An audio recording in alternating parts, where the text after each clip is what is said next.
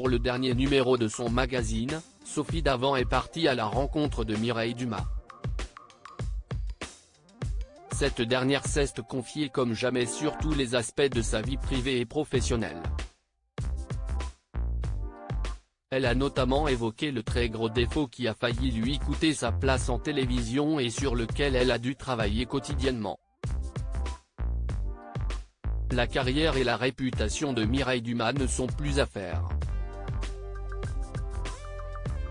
Aux commandes du magazine de témoignages intitulé Vie privée, vie publique pendant plus de 10 longues années, l'animatrice est devenue l'un des visages les plus emblématiques du paysage audiovisuel français dans les années 2000, au point même d'être surnommée la psy du PAF. Si elle est aujourd'hui plus discrète, elle ne reste pas moins inactive puisqu'elle a réalisé plusieurs portraits de célébrités telles que Françoise Hardy et Brigitte Bardot.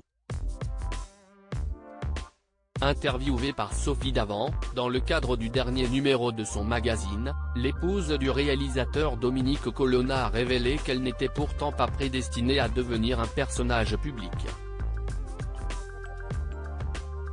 Il faut dire qu'à l'époque où elle n'était encore qu'une jeune enfant, Mireille Dumas était victime d'une timidité maladive qui l'empêchait de prendre correctement la parole devant plusieurs personnes.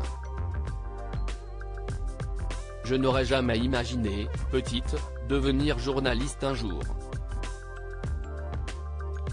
J'étais une enfant très timide, je devenais écarlate dès que je parlais en public, l'oral me faisait très peur.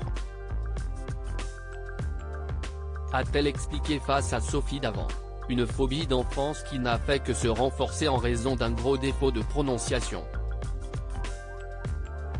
J'ai même dû corriger un cheveu sur la langue en prenant des cours de théâtre, a-t-elle ensuite dévoilé. Avec les années et l'expérience professionnelle, Mireille Dumas a appris à dompter son cheveu sur la langue.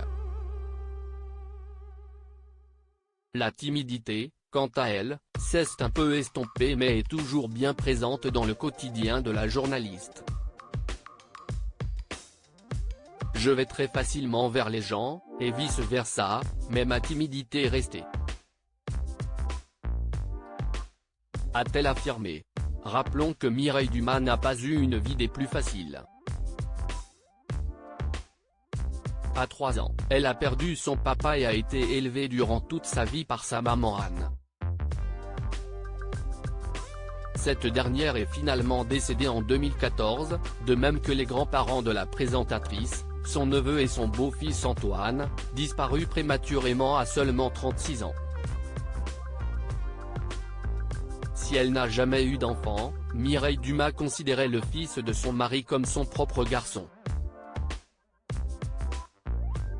Heureusement, au milieu de tous ces drames, elle a pu compter sur la présence indéfectible de son mari, avec qui elle est unie depuis plus de 40 ans.